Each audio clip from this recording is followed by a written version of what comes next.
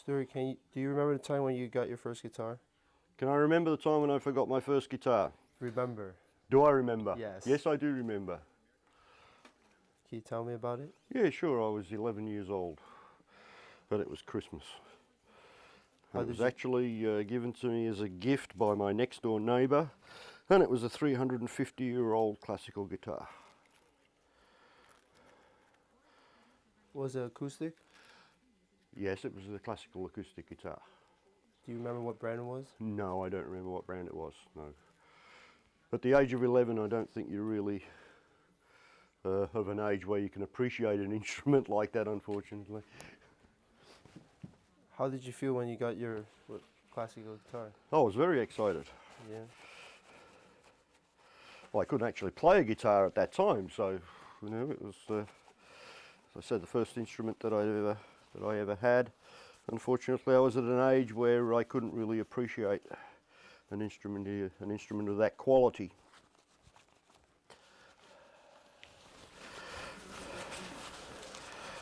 I was residing in.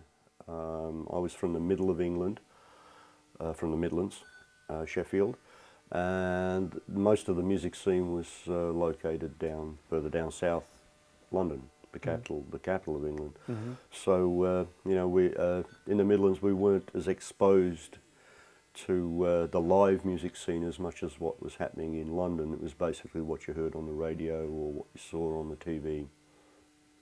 My music teacher, actually, when I was at school, he instilled an interest in music for me, but mainly classical music at that time. I was really only interested in classical music. I didn't really follow popular music as such. When did you start listening to rock music?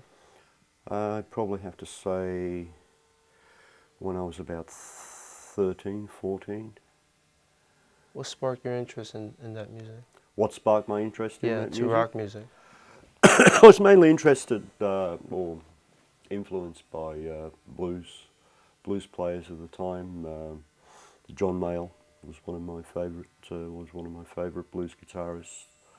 When I was much younger, I went to one of his concerts in Sheffield. I found that really good, and that sort of spurred me on to continue with studies in music.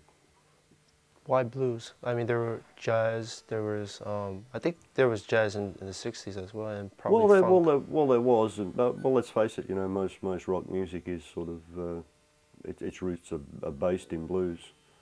So you know, that's a good place to be if you want to play rock and roll. Study blues, because that's where it all began, really. Yeah. So in a sense, were you self-taught? Yes. You were? Yes. How did that feel? Like, I wasn't self-taught, I was taught by you, you know? How do you mean, how did that Like, feel? is it hard? I mean, you need motivation. You obviously need motivation. You don't have anybody sort of standing behind you or standing over you telling you that you know you have to do this, you have to do that. But it has its shortfalls. It has its shortfalls in as much as any habits that you do sort of have. You tend to develop those habits because you're self-taught, which means that you know you do have sort of things holding you back in that respect. But you know, it's part and parcel of learning an instrument.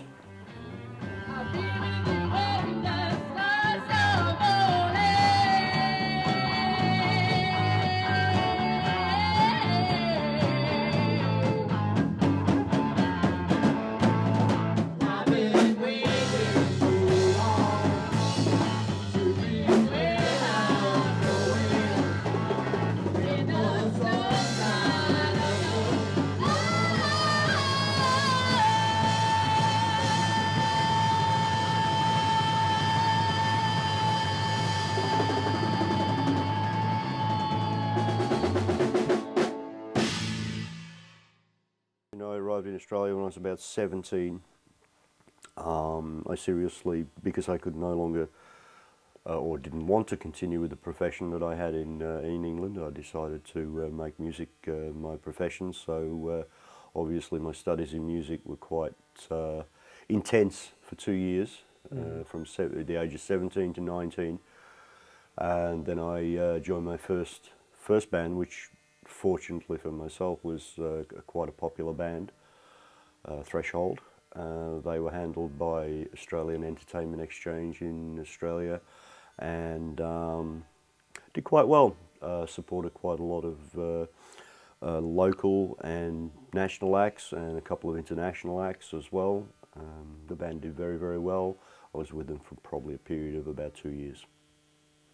A lot of musicians will say that they are professional musicians, but generally, you know, they haven't got two coins to rub together.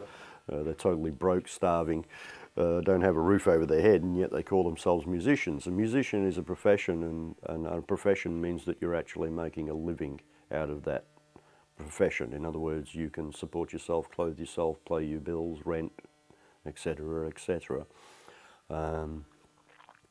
Yeah. What do you mean when you say music is an addiction? When I say addiction, I should probably replace that word with obsession. Most musicians are obsessed. They're obsessed because they want to create pieces of music, and they want to take them to the highest level that they can possibly take them. And it's something that never leaves your mind. Your music will never leave your mind. It's there with you 24 hours a day. So hence the reason I use the word addiction. I should probably use the word obsession.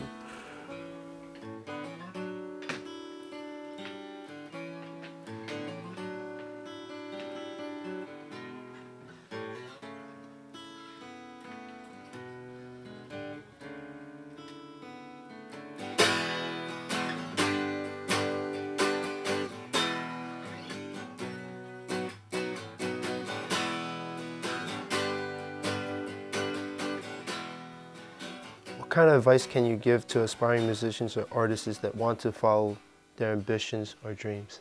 Be persistent. Persistence is the only thing that will pay off.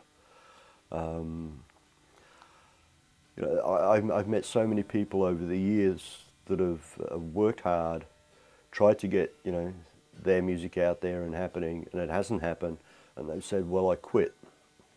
It's a shame, because all the times that things have gone wrong for them and they've got up and they've started again, that's the persistence that I'm talking about.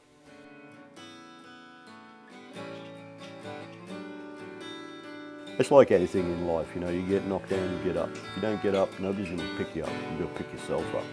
So,